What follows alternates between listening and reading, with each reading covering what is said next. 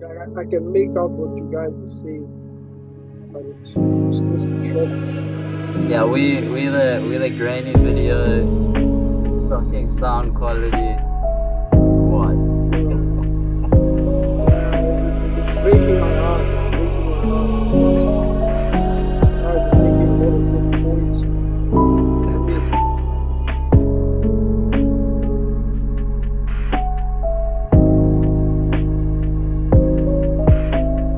I mean,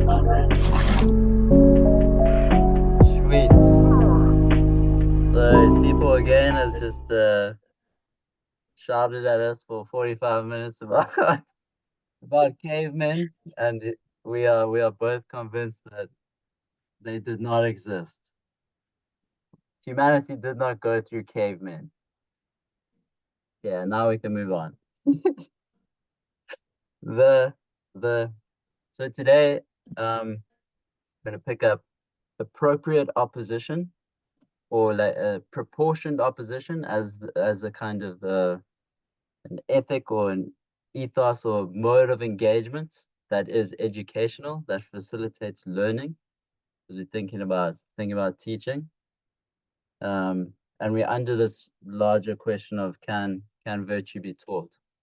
Um, there's something here about the whole self, or the whole individual engaged in the teaching and the learning act, that is contra to a lot of the tendencies and contexts that say we find in our schools or higher learning spaces, where the emphasis is on memorization, and there's uh to the core fragmentation, and there's no vision. But we seem to be arriving somewhere at the idea that the ability to appropriately prose comes from a whole self, and there's a lot to think out there in terms of how that self can, um, where they fit.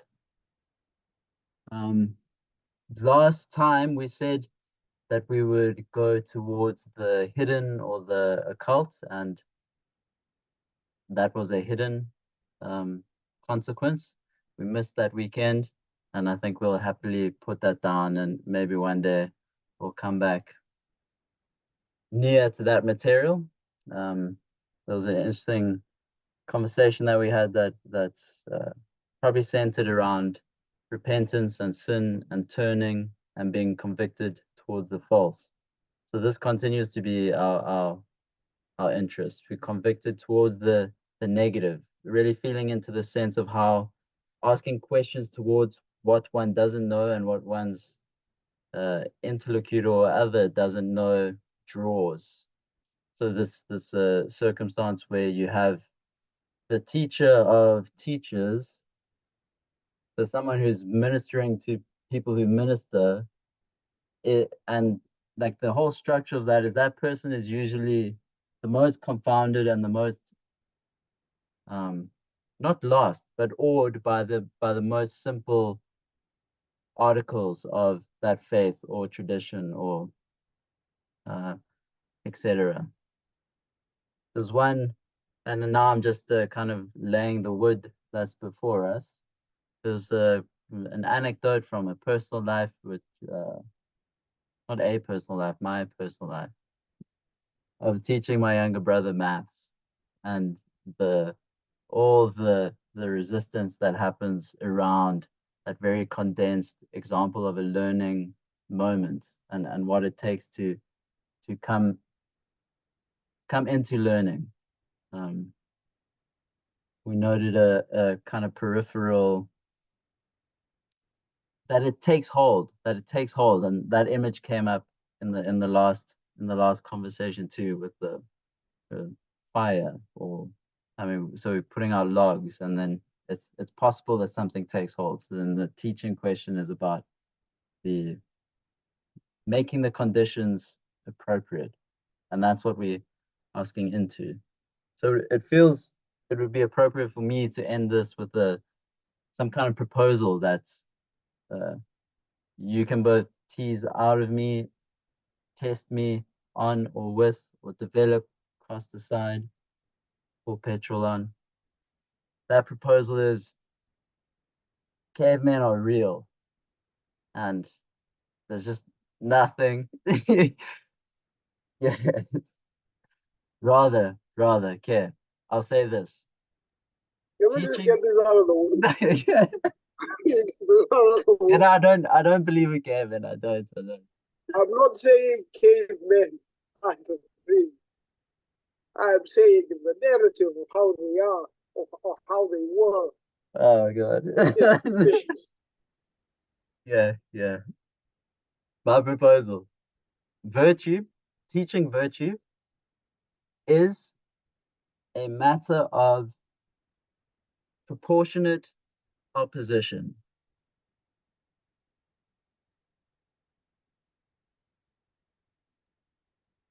A little bit further into that. What about proportionate? What about proportionate opposition leads to the development of virtue? Leads to virtue. Um,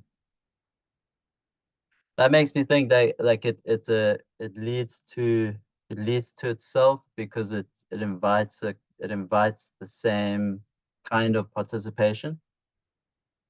So so then I think I'm almost like making a likeness between virtuosity being uh uh something like appropriate opposition or proportioned opposition. Um, and then maybe like a background is just realizing um, recently how because of faith really that I was able to hold a certain opposition in a context that later revealed itself to be the most or the appropriate way to be. But had I been in that context prior to or without faith, I would have pulled the opposition back prematurely. And then that thing that was good that it was subdued would have perpetuated. Um, I speak necessarily kind of abstract, uh, non-specified terms, so that the virtuosity was in the opposition, in the ability to be appropriately opposed or proportionately opposed. I think appropriately, but I think appropriate. The words are very close, but this manner of opposition, and then opposition is also very interesting that it comes in there. Something, something about it. There's something about it, about the approach, the word approaching, right? Something about it seems to suggest the existence of virtue somewhere in there, because it seems to throw us back to wisdom, the definition of wisdom, that is knowing the right thing at the right time, essentially. So, like, appropriate for some reason makes me think back to that definition of wisdom, rather that thing which we define as wisdom. Uh, so, in a sense, it almost sounds as if, again, we're making the statement that virtue is required to teach virtue. In a way, it sounds like we're making that statement. Mm. And for some reason, I'm convinced this statement is true. When virtue is required to teach virtue. And the more we talk about the subject of virtue, I don't know, am I Yeah, coming through properly with the yeah. statement? You're reminding me of the other element that came up just in passing, which was it's very natural for it to come up, the this idea that the just don't compete, and then Mm. that image of fire, and Socrates in the first book of the Republic, or Plato rather, he fire is used to describe how do you say, like the way that justice transmits itself, or so that in the context of punishment, the okay, there's punishments and opposition. Maybe there's the just punishment makes you um just. makes you just. Yeah. And the so there's that transmission of that. Justice in it. Yeah. Virtue. Yeah, it's like you're saying, I don't even think of it, but yeah, it's that transmission that is happening. And now, as I'm believing it, it has me thinking, perhaps you guys can challenge me on this. It has me thinking that perhaps virtue is a thing that already exists in us. Sometimes we exhibit it, and sometimes we don't. And by teaching the virtue, what we are trying to do is we're trying to teach how to exhibit that virtue which is already in us. We're trying to teach what am I trying to say? Trying to teach each other to exhibit that virtue which already exists in us most of the time. Like we're trying to make it habitual to the point where it is the thing that is most common in our what's the word I'm looking for? Personality. Yeah. Well, I'm with you, and that image of the almost like the flickering or the pulsing, and then I think we would like put that in character, like we want to pull it out of you. so We that want that to be the thing you hold on to. you sound like you're seeking for like a constancy, like a Exactly. like a That's it. non-flickering. That's it. So, in other words, an example, good example is all of us have the capacity to exhibit anger. All of us have the capacity to exhibit uh, any emotion. Now we're just talking emotions. We're not talking about something Yeah. more than emotion. But the point I'm trying to make is, if you're in an environment, or if you're in a situation that consistently forces you to exhibit this emotion, you become accustomed to exhibiting this emotion, and then it slowly starts to become a part of your personality that is most frequent, and then it starts becoming part of who you are. Right? So if you're always in a position where you always have to fight for your life, you shouldn't be surprised when you're a type of person who's just quick to do a thing, to take a stance of fighting when you hold it, because this is what you've become accustomed to over time. So it seems that what goes into the virtue, it seems that virtue is God given because it's already there. It's already there in all of us. And it seems virtue can be taught, but the manner in which it is taught is not it being instilled into us, but it being nurtured. It's already there. It needs to be nurtured. And part of nurturing is this is not a house plant where you put a seed. Yeah, And now it it's seems like growing. sorry, it's just at this precise point, like it seems like our proposal that very like the proposal that we made is that Yeah. that nurturing is a manner of opposition. Mm, So mm, it's like that I'm so glad you brought anger in, because that's opposition, but it doesn't engender. I almost said it doesn't engender itself, but it breaks. Like when when when there's virtual or virtuous opposition, it engenders itself in the other, which affords something that doesn't happen with anger. And anger, because anger has a result, it hits something, it hits the opposition, and it makes. Mhm. But the peculiar thing about it is it frustrates itself. Like it has its effect, and then it's frustrated with its own effect. It somehow doesn't achieve like The end. Mm. yeah, It leads to more anger somehow. yeah, Again, it has that thing. It has that unjust effect. Just just punishment makes a person just. The unjust punishment makes a person unjust.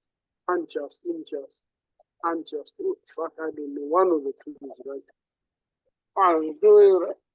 so, Anyway, yeah. I an think this is important, yeah. I feel like an important part to realize is that in nurturing it, we do not nurture it like a house plant where we have it in a pot, we put the seed in, and now because it's got this nice soil, we have to keep pouring nice soil, we have to feed, we have to trim it. It's not enough because in actuality it's growing in a forest and other plants are competing. Other plants are competing with this plant we're trying to grow in this forest. So it's not enough for us to know how to grow this plant alone. We also need to know how to stay these other plants away. But we also have to stay them away in an appropriate manner that we don't end up destroying them and the function they play. That makes sense. Yeah, The function they play. Because they also play a function with this plant. yeah. That Right? that So we the have to bring you groom it.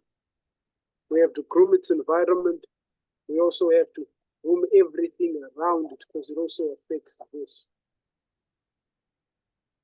It it's almost as if it isn't even the plant, but it's the groomer itself. It's almost as if it's the groomer itself. That makes sense. Like it's almost as if what we are nurturing is the person who's going to nurture the form. That makes sense.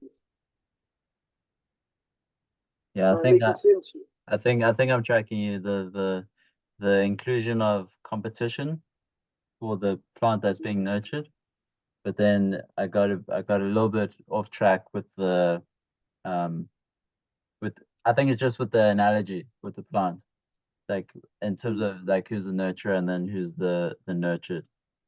The Initially, I had made virtue a plant, but now, as I'm talking about it, I'm realizing that virtue might not be a plant amongst other plants.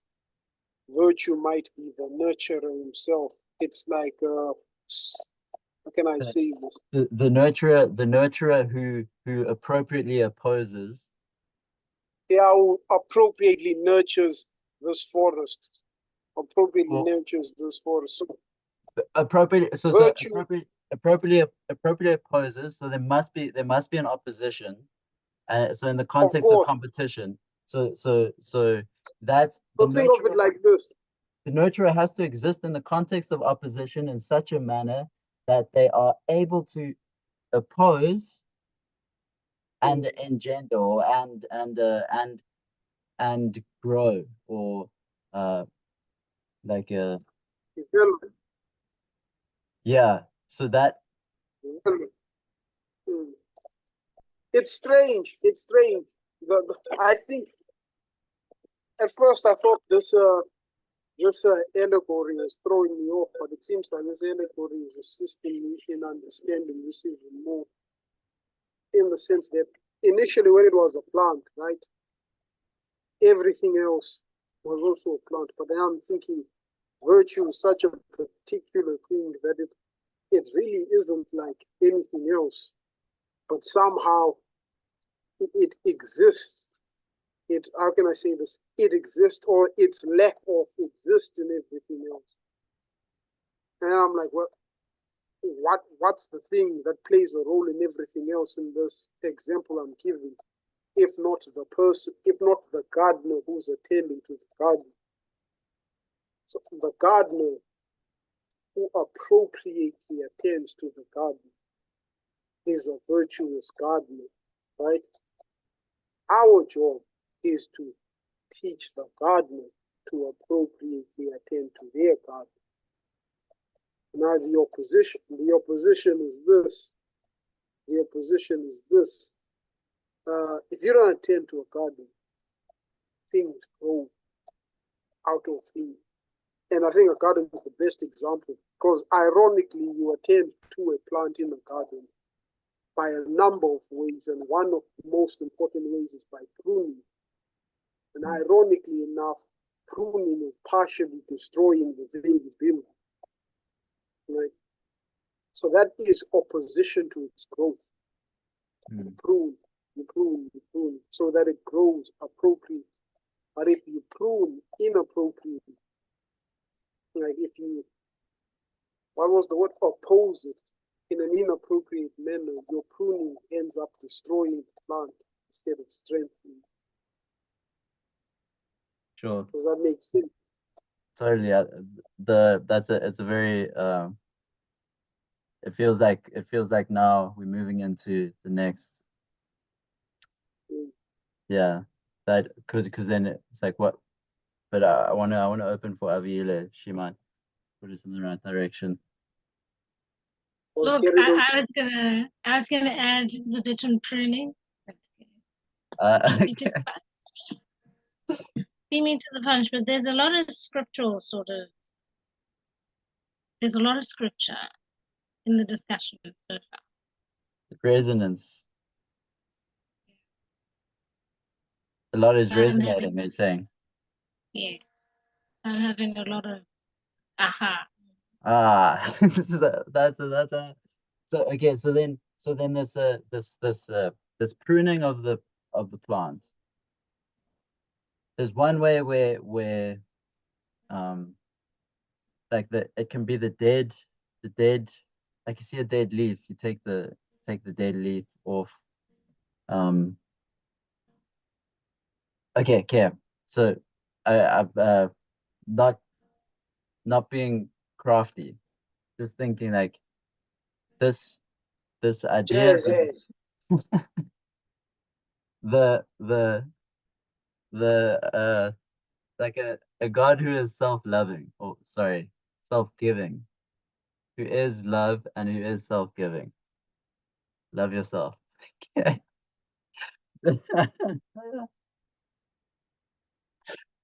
the so that I'm trying to teach my younger brother math. And he's and there's certain restrictions I have to apply, and then I want to apply them. So like we joined, like we wanted to cut down on his screen time. So then to take the like screen away, but like I don't want to be now the regulator of his relationship to a screen for the rest of his life. Like at some point I want him to, the idea that character only grows in freedom is kind of what I'm getting at. Like so there's the pruning, but we aren't plants with each other, and we don't teach virtue to plants. So the opposition, like I can't just prune. I have to recognize or trust something, or there must be something there. And then how do I determine it in that space? Like but there might be enough of an opening there for help. Look, I don't know how to say this without sounding like a psychopath. I'm just looking for the right words. Cavemen do not exist. I think you can prune. I think you can prune. I think pruning plants is teaching the plant virtue. I think, or rather, is a key to teaching plant the virtue. And when you prune, well, depending on the plant, but you're not just removing the dead leaves, right? Suppose let's use a grapevine. The certain structures which are optimal, we use the word optimal for production, for growth and production. Certain structures which are optimal for space and the environment it is in, and also its own, what's the word, and something, complete fruition, its own fruition. So the goal behind pruning is to assist it to accomplish what it's meant to accomplish. Essentially, the tree is meant to accomplish this. Apple tree, or let's go back to the grapevine. Grapevine is meant to, say, produce grapes.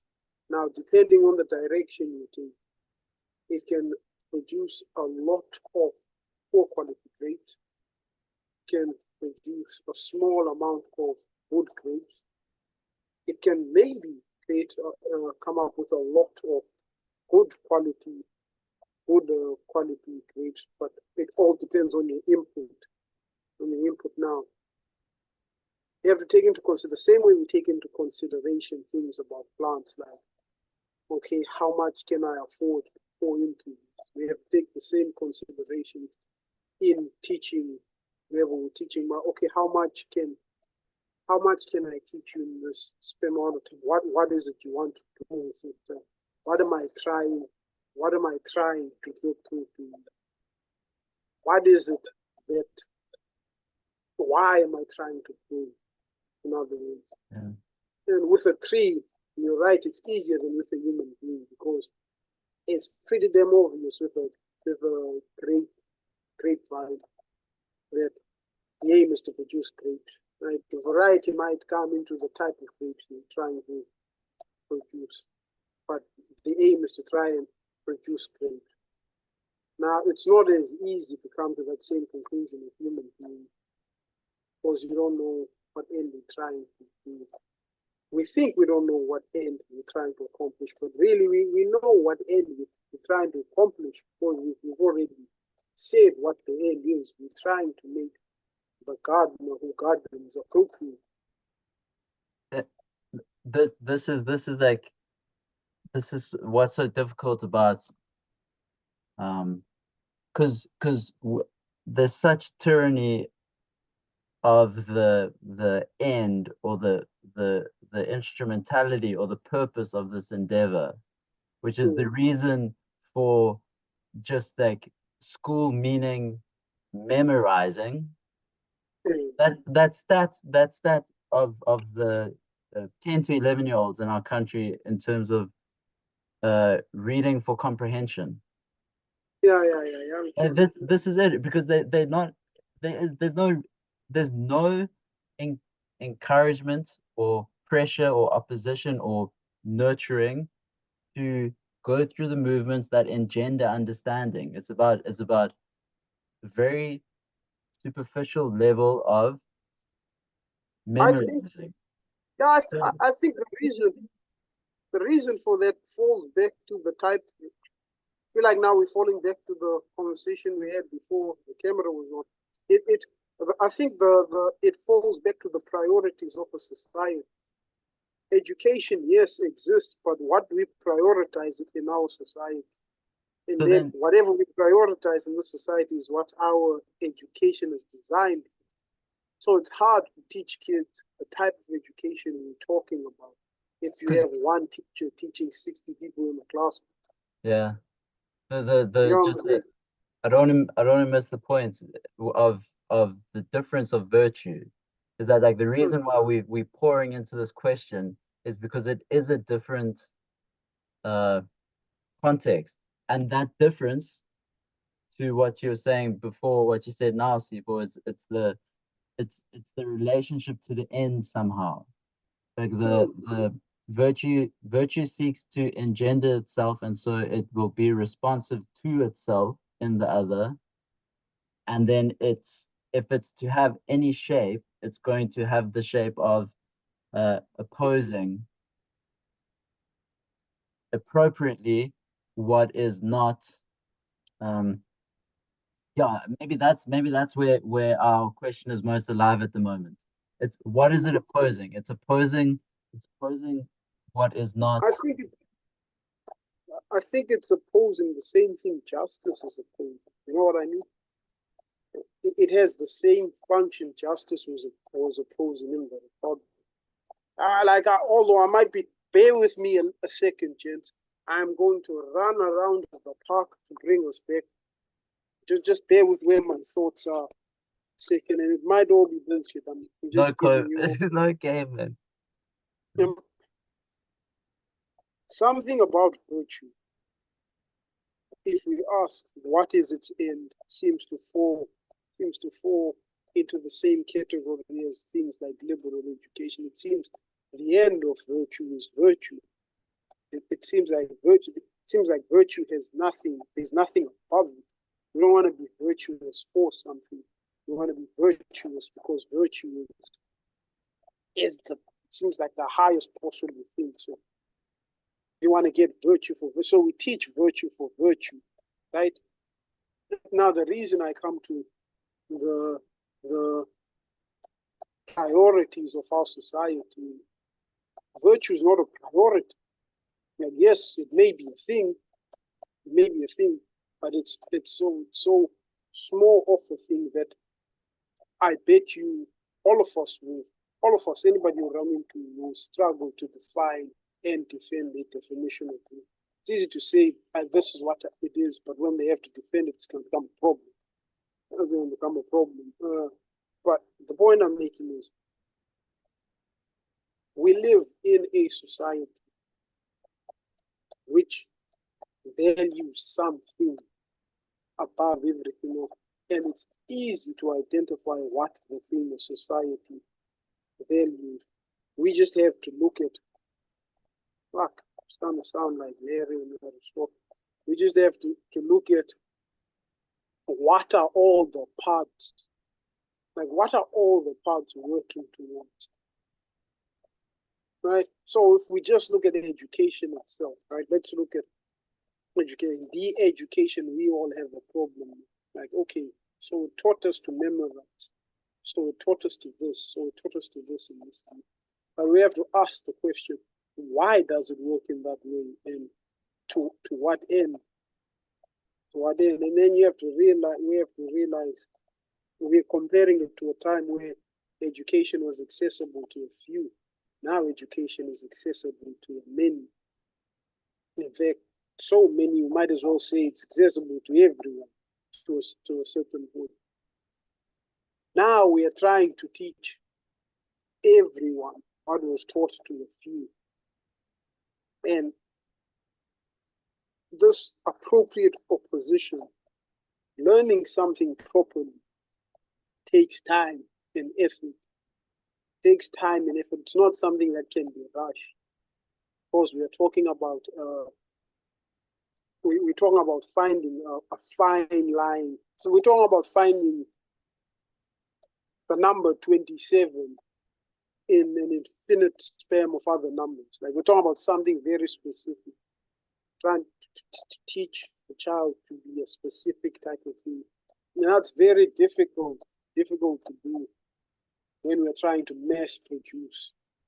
When we're trying to do this to a bunch of people, and we're still trying to address things such as getting a job and things like that. So then it becomes a political thing. Education is politically influenced.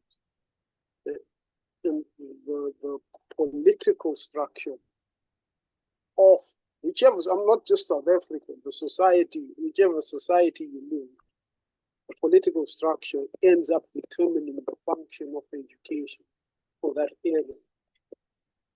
And in this era where we are in a democratic South Africa, we have to be inclusive to everybody and address the problems of everybody. And when you're looking at all these variety of problems, it's hard for a person to make it apparent that, listen, virtue is a very important thing for addressing these problems, for addressing all of these problems.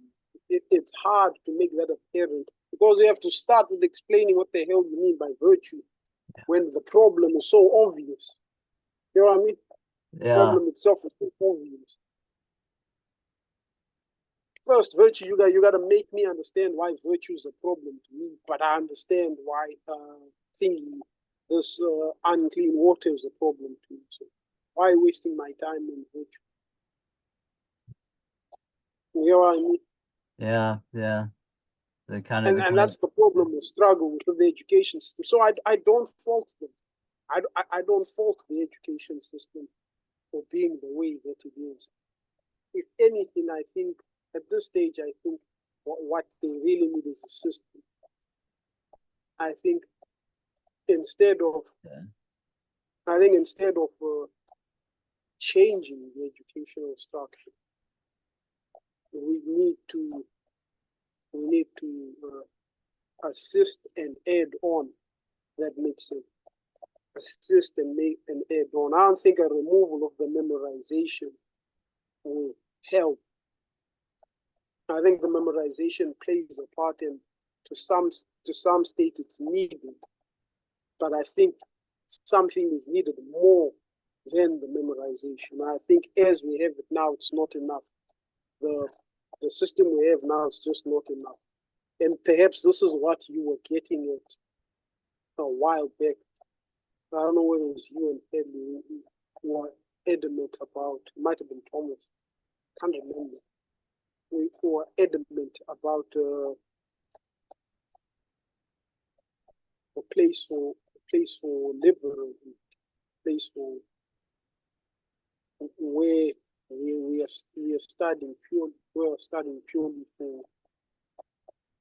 the study, for the enjoyment of study, because that's what it's come back to now. Is we're talking about your brother, like he was angry about it, and then you put it in a place where he enjoys it.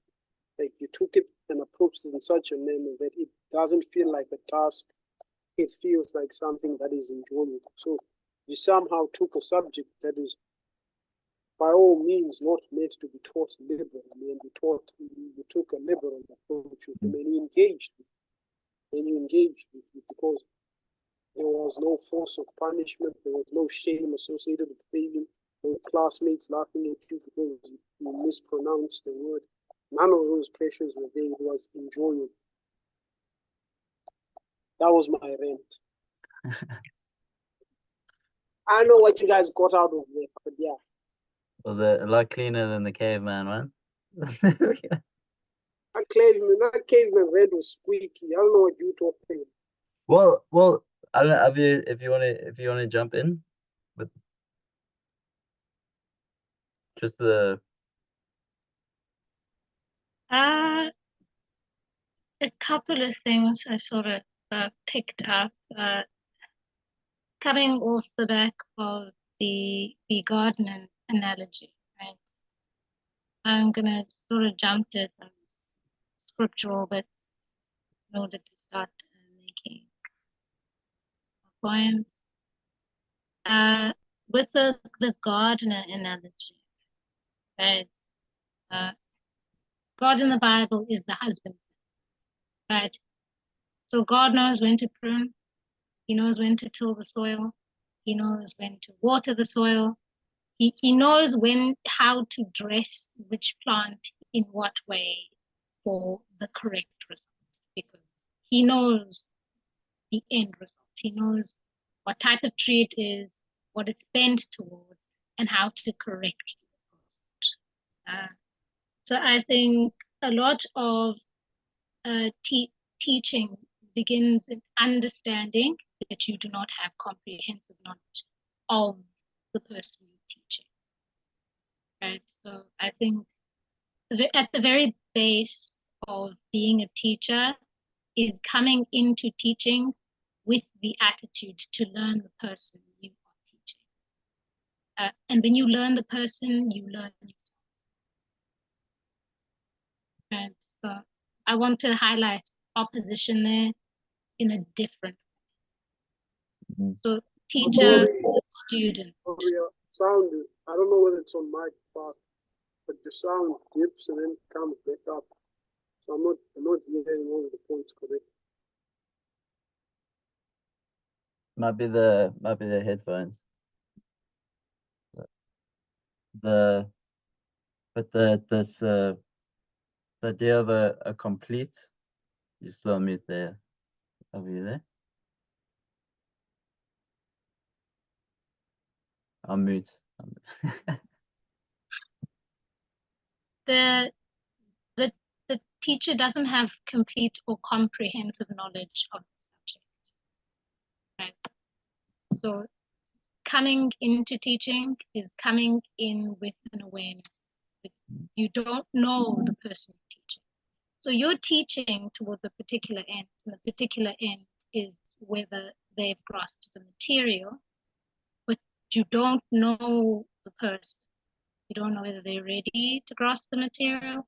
You don't know any of the important things that would help you sort of push the material in deeper. Coming into teaching with that understanding will help your teaching paradigm. I want to highlight opposition there in a different way.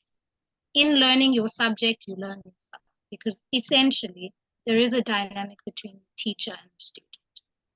What the student has in them can affect how effectively the teacher teaches, right?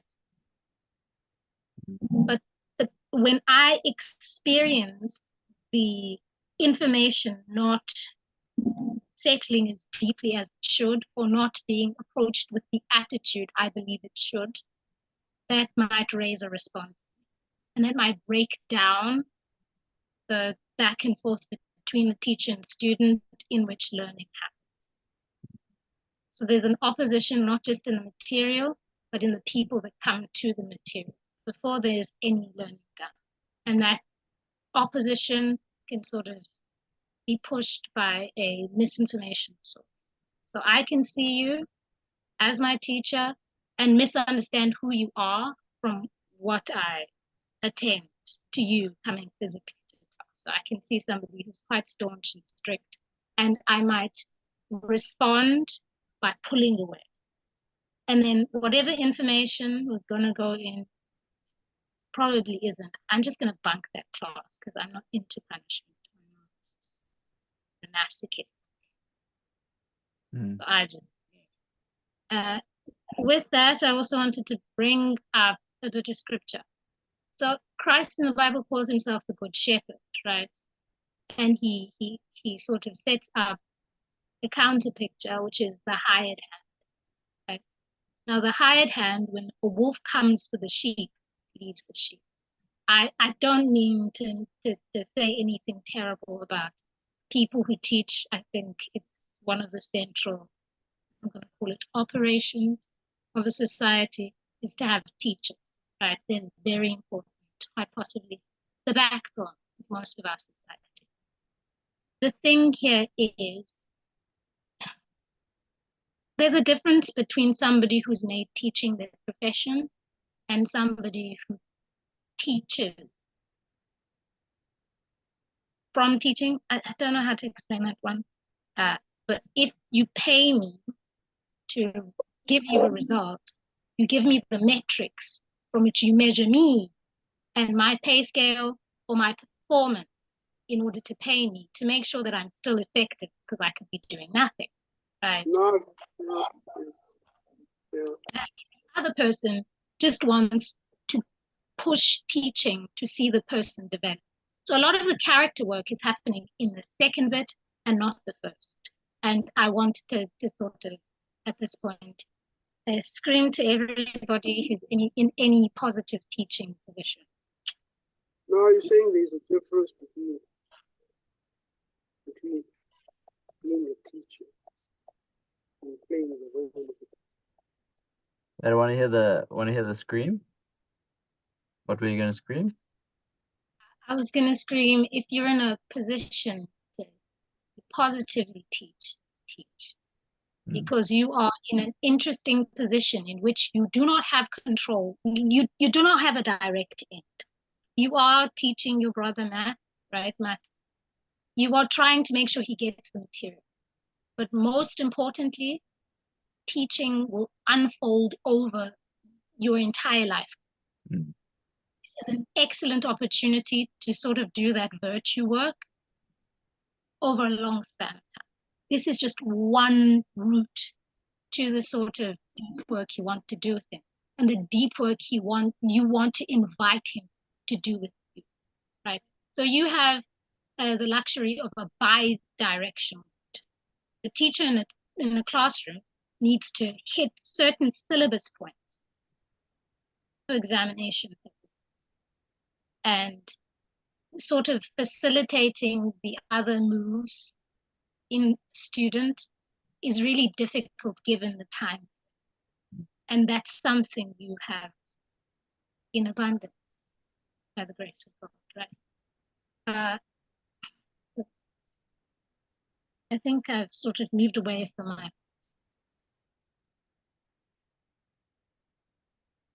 No, I think it did. Just understand, so you think I understand.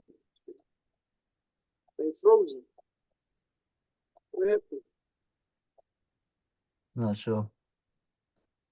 You're a little bit mumbled there, but I took let me try and get it. So there's relationship, there's material, then this difference can occur with the material for different pressures. Teacher can be under pressure to hit certain markers, and then the students is under pressure to perform in a similar way. And then there's this other lack that we are in response to, which is character and virtue. And then we've been thinking how or why, and then they're very like practical things around that almost. And one of the elements that shined in what Avila just said is that like the person has to care in a way, has to care about the relationship, that you have to realize that for teaching to happen, it has to happen from a whole relationship, or at least a relationship that is recognizing itself non-adversarially, or that's I mean yeah. It's almost as if in my head I'm having the image of a student and a teacher talking, student talking, teacher talking to students, and essentially the teacher is saying, and listen, you are you, I am me, but we are here and we have to meet these standards. So let's help each other meet these standards, so we can both get what we need to get out of this. Yeah. And leave having gotten something out of it. Right? Instead of letting the structure determine who they are and who we are. Understand that there is the structure, and you and I are now stepping into the structure. So let's do everything we possibly can to make sure that you and I get the best out of the structure we're working in. Right? So if you think of it like a game, right? Game has rules. Game can give us this and this and this and this. So let's walk into this like a game, and we're trying to get this, so that we both win. Now for gamers, they'll probably understand this analogy. I don't know if games are still the same as they used to be. grew up mostly on arcade. And with arcade games, I grew up with two. I liked two types of games. They were both under the category of fighting games, but the one game is versus, and the other game is beat 'em up, co-op beat 'em up game. Those are the two types of games. Your versus fighting games are essentially Tekken, Street Fighter, Mortal Kombat, Virtual Fighter. Whenever 1-1, it's an opposition. And then I win, you lose. You win, I lose. And then the co-op beat 'em up games is you and I are a team, and we're going stage by stage, beating the shit out of everybody. So when you win, I win. When I win, you win. We're trying to help each other win this. So I feel when if a student and a teacher can approach the educational structure like that, but listen, we're going into the structure now. I'm gonna have to take the role of teacher. You're gonna have to take the role of student. Let's try to get the best we can out of this for both of us. Let's not waste either one of our time. Then I think you can get the best outcome out of it. If you can get that respect between the two parties. There's like that pact forming. They can form a pact. I think that can be a very productive and helpful for that situation. There's something to, like, if we push that further, virtue or justice for the friend is trying to engender something similar. It's similar to like a pact, or it's similar. It's that similar binding and project of togetherness. It's just not defined, because a limit to that strategy, Sipho, might be that pact is formed, that we got to fight and get through the system, and then it affords a certain relationality, because okay, we're in this together, so we can be on the same terms in some way to get through this thing. But if it isn't, it seems to have a limit, or an expiry date. Like it doesn't, it might not hold through specific tensions, and then because it's still being put in service of the fulfillment of certain ends, then it just a different method of, and now it's going to be something more coercive is going to come in, and we need to get through the boom boom boom. So On that point, or something Larry said is coming back to mind. Something about together. Now it's leaking in my mind now as we're talking about it. But anyway, let me not go on that trail. Let me stick on the trail I was on expressing it, because I was falling into the Republic. I think the difference between those two things are the difference between justice and injustice. In fact, I think it kind of captures Plato's whole point in the Republic, that injustice in the soul, injustice in the society, injustice in general is when each part fails to pay its role, and something else is put in the part of something else, or somebody imposes something else on another. In other words,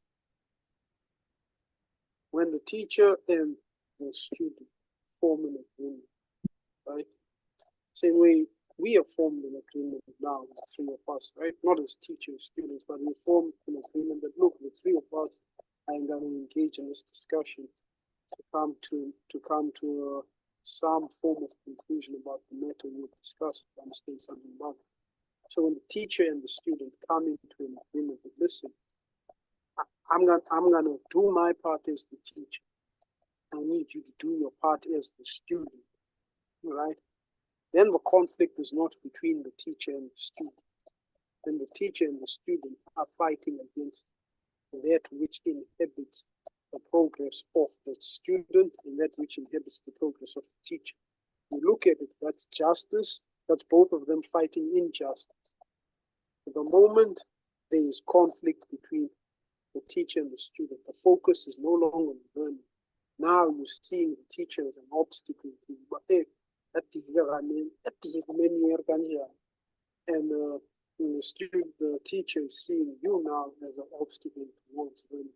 Now attention has been taken away from fighting the injustice we are fighting together. Now you are in conflict with each other. Now you're spending time as a teacher. When you have to punish a student for breaking the rule, what you are doing is you are imposing the position of student to a student because they want in the position which they agreed to be. See now how the attention has been moved away from what you guys are here for. And now I'm spending time trying to make you go back to what you agreed you would. Right? And the same can happen with the teacher. If the teacher goes off track and they're not performing the role of the teacher, now the student fails to see the point of this team pursuit, this communal pursuit. And that right there is the injustice that happens because now what the two of you you're supposed to be on the lookout by going forward, which brings me to you thinking about marriage. As you're going forward, you're supposed to be on the watch for injustice as the two of you are moving forward to reach this goal so you both can reach this goal. But if you don't, if now I have to spend time attending to worship, now we never get to finish. We never get to finish what we were trying to do. And I feel like that's where the injustice comes. I can't remember why this point was brought up. You said because it falls, because at some stage there is a falling apart. At some stage there is the risk of it falling apart. Yeah, and I think it's the reason why it can fall apart. That is the point of interest, especially from the position of virtue, Yeah. because it would be it's that the thing that we set ourselves towards that might afford a coherence between us. Mhm. If we haven't estimated right that is actually the worthwhile thing for us to come around toward, then what we achieve between ourselves is not going to be lasting. So it might hold until that thing is done, and then because we're kind of using the running analogy, like the class teachers, like this year has been like a tough, horrible year, but I'm just getting them through, and then we have our like 30% pass mark rates, and then it's just like pushing at the end of the year, no longer my problem. So it's but maybe a crude example, there's because in a maybe an expanded, I don't know if it's a worthwhile thing to pursue, but I was just thinking about the sense of being cohered with another. Okay, so maybe just going into like a full fantasy or image. There's you've been a degree of justice has been engendered in you because someone has opposed you justly. You then go around living your life and some people are competing with you, and some are not. And there's a certain like reciprocity and affordance with those who are not, that you're working together in some way, and you're able to coordinate with each other. Like there's a coordination that's just hard to manage when the resolution is like my immediate team dynamics and that very specific goal that I need to like coerce them into so that we can get over that finish line. So it seems like the virtue, I don't want to go into the manner of speaking that I almost went into. The virtue that we are looking for engenders that kind of participation with life, and that scale, I guess, is, I'm not going to go into that language, nation building, something like that. Oh, but I understand. I just think the example we used before is, like you say, this one is nation building. The example we used before is a ministry, not a ministry, but a mini version. But I think, say, math, again, we're going back to particular instead of virtue. Say, trying to get math, I'm your math tutor or your math teacher, you're the student, you're the what. That ability to cooperate in order to reach this goal, right? Even though now we did it for the sake of reaching this goal, by coming together in order to reach a common goal, sounds like a competition, common goal. So I see why I didn't want to go into this type of language. By coming together in order to reach this one common goal, you also practicing, you're developing the ability to come together to reach common goals. That makes sense. That making sense. Yeah. Like it's Yeah. not just about the end, but every time you do the act is practice. And since the act is something that is valued for its own sake, all those other things, if they help you practice this act, Yeah. and pursue it, and it's worth pursuing. So you can look at it as you do this to pursue them, or you pursue them to do this. Yeah. It's just that like the it's not enough. The coming together is not enough. Like the band of thieves or criminals that are bound by, like there's a coming together, but that act you don't want to. But yeah. But we've reiterated on that theme. There's the husband that Avile brought up that might be interesting here in terms of that which affords the coming together of a body in a lasting manner. Like yeah,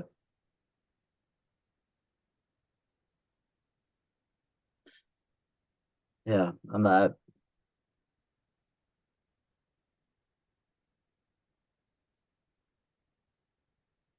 sure. Not sure where to go from there.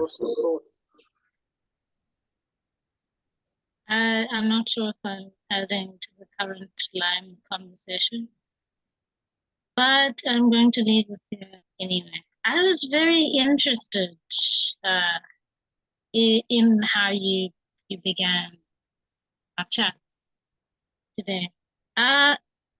You said something about you having to come into faith, a certain type of faith, in order to hold the right sort of opposition. And without having come into that faith, you wouldn't have held that correct opposition for as long as you did in order to arrive at something.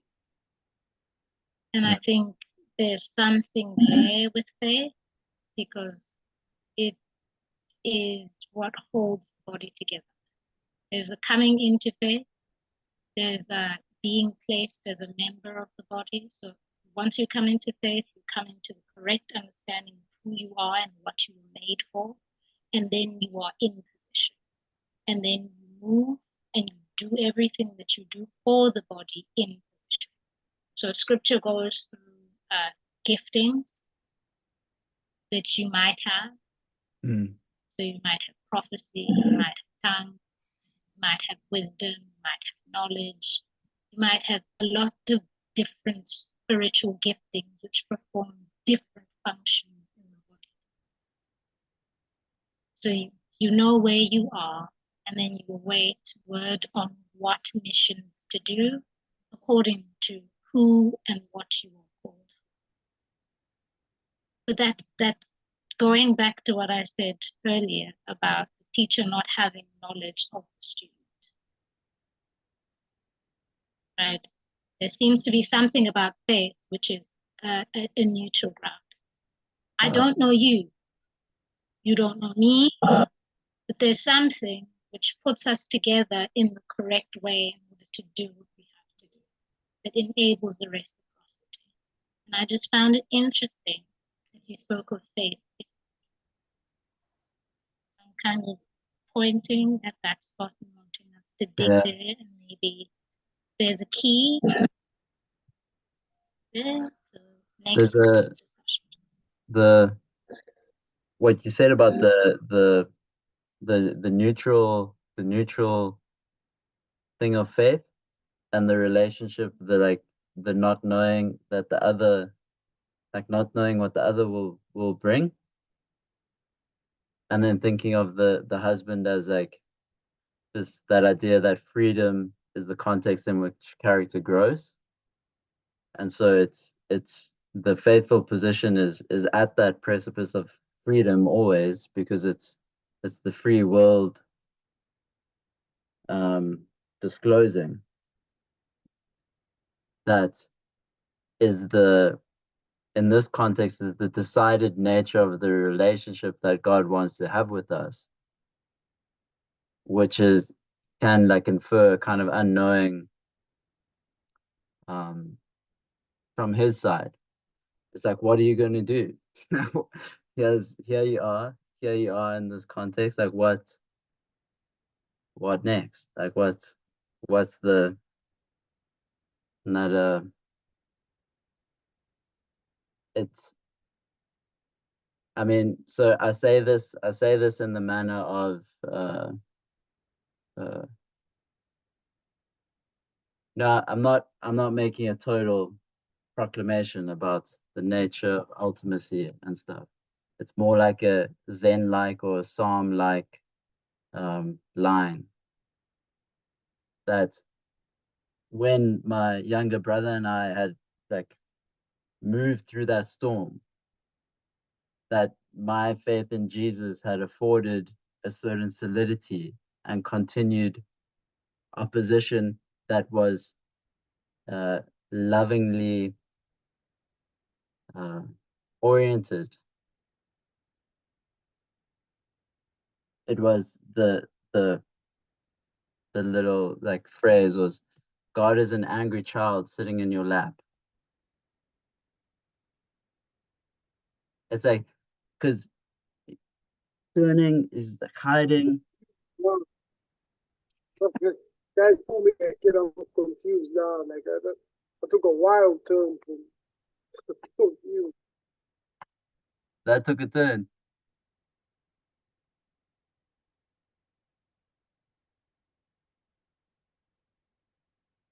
Terrified for me a little bit. I was God like a child. Like An angry, child, not just child, an angry child. Angry child. an angry child. Otherwise, so I qualified the sense of it's like a psalm like or like a Zen like thought or expression. It's like a so it just arrived. And the sense that I'm making from it, it's this because I was in the position of holding. So then, and I've come into the position of holding because there's like a shameful but a hurt turning away that I then approach, and then that dance of reciprocity happens, where there's the want to be held, but the difficulty to like it. But then and now holding, and then now that actually affords like a wrestling, like a now I can be angry, but only to the degree that I don't lose the being held, and that that kind of goes back and forth, and then the I had time, so I was just sitting, and then when it was clear to the angry child in my lap that there isn't a way around this, but I'm not there forcing him to do anything. I'm just there with him. So he's completely free apart from being held. then then the every like avenue of distraction and method to try and break down the situation that was non-effectual. He was waiting, and then he was like, "Okay, let's get on with it." And that happening where it was like just that simple like acceptance. Okay, like we might let's just like go on, like get on with this thing. That happened as that thought dropped. It was like God is an angry child in your lap. Go on. And it's like okay, let's do this, man. Yeah. So I don't know if that explains more, but it's that manner of holding, like and then of course like the way that I'm reflecting that is like looking at my own kind of rebellion and anger, and whose lap I've been in, and then it's um but there's something to this idea of the innocence of God and his self-giving nature, that thinking of him through the child, which I think is biblical too, that it's the faces of children that testify to his nature or something of that sort, is actually uh, instructive and maybe even important. Like and not to sound hubris at all, but God is to be nurtured in a way, hubristic or yeah, sure. I don't expect us to go there. I thought I'd be hanging on to that one for quite a while.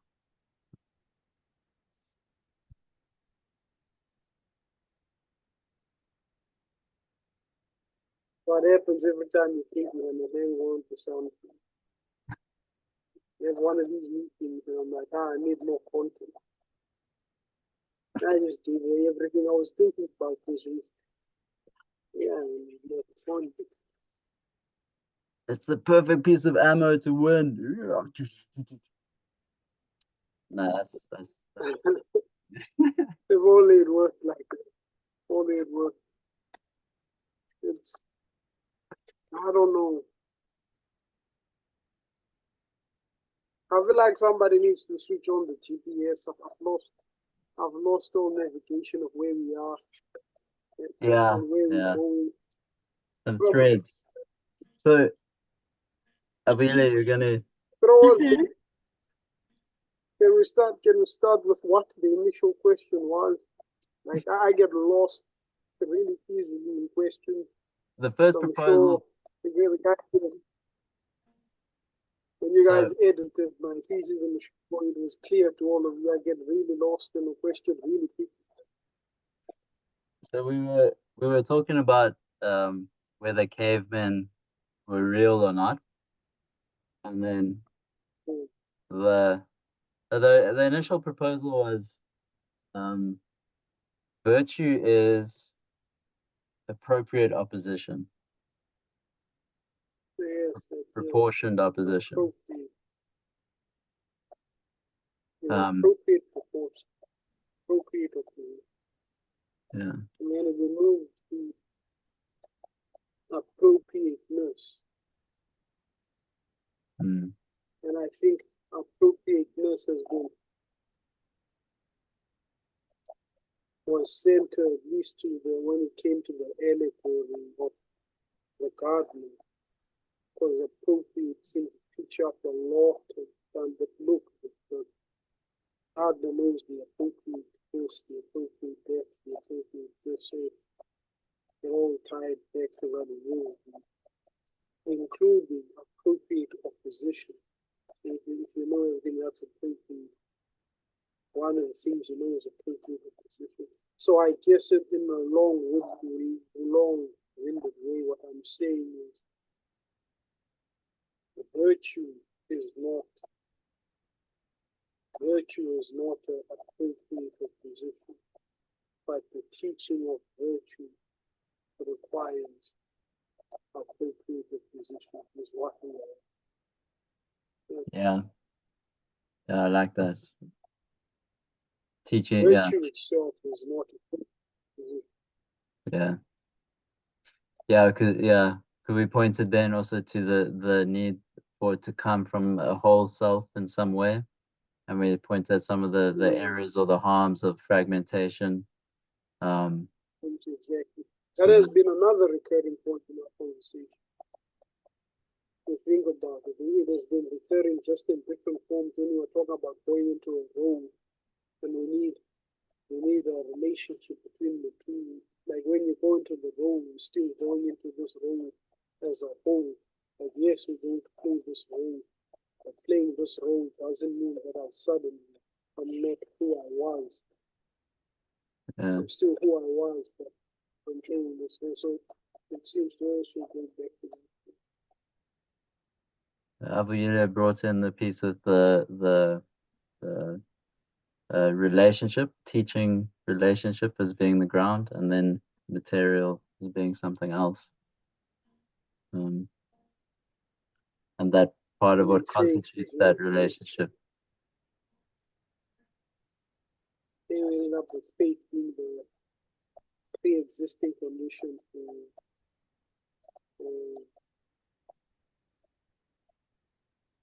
what was faith the pre-existing condition for you? Pre-existing what? Like you needed faith. And what was faith the pre-existing condition for? Like what did faith assist? Faith In afforded. accepting the appropriate. Yeah, faith afforded appropriate opposition. Yeah, okay, I see. So we've built a structure where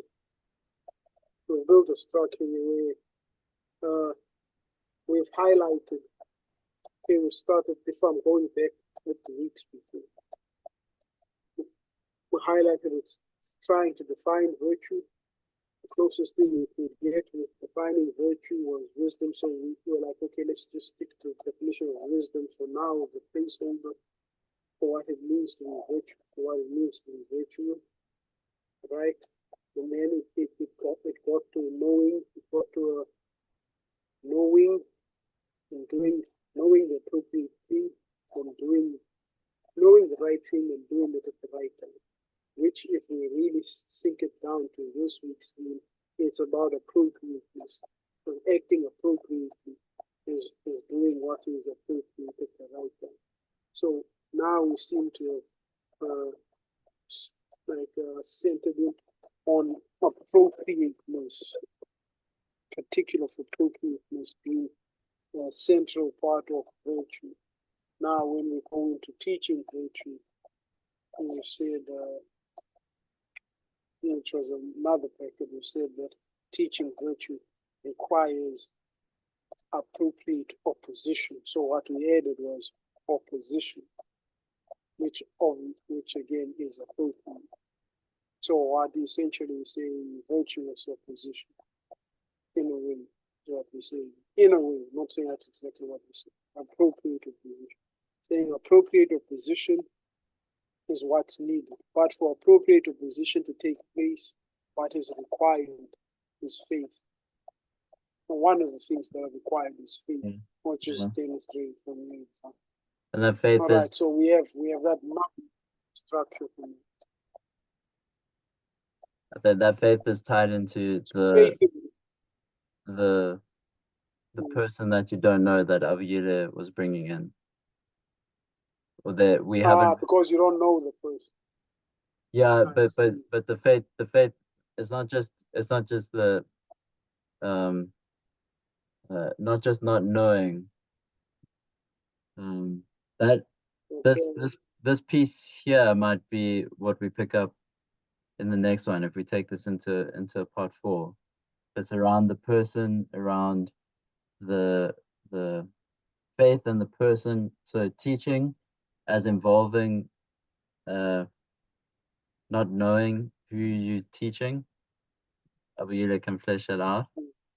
And then the manner of faith in that, or the role. Sorry. It also seems that not knowing. It also seems that not knowing where the direction of what you're being taught is going also requires. Because if you start off from a point where you don't know, right? Now you're venturing into a place of the unknown. That makes sense. So it doesn't seem like you just have faith in the person, because you might not know the person. So it seems like you also have to have faith in the inquiry, because now you've headed into a place where you don't know, and you have to keep going even though you don't know. Avila, you wanted to jump in there a while back? I just wanted to finish off my high-pitched scream from earlier on. The what? My high-pitched scream from earlier on. I was trying to boil that down to interacting with students outside classrooms in whatever sort of way you can aid formal teaching, that as inspiring the thirst for learning and encouraging wonderment. So when the child steps into the classroom, they're ready to receive in the classroom, so that all the work isn't on the shoulders of the teacher, because they can only do so much in that. Also, I think we've already rounded back to the bit on friendship, now recounting how far we've come in our discussion. Yeah, but I would like us to return to friendship. Excuse me, to return to friendship again, sort of discuss the unknown person, the unknown variables between the teacher and the student, which can affect the way the teacher and student come together, and the other variables we'll discuss next week. I would sort of frame it around friendship. Yeah. I think that's still thematically coherent. Network is horrible. Like I can make out what you guys are saying, but it's just shocking. Yeah, we the grainy video, shocking sound quality squad. Yeah, it's breaking my heart. It's breaking my heart because you guys are making a lot of good points here. I mean, it really is breaking my heart. I bet you cavemen will figure this out.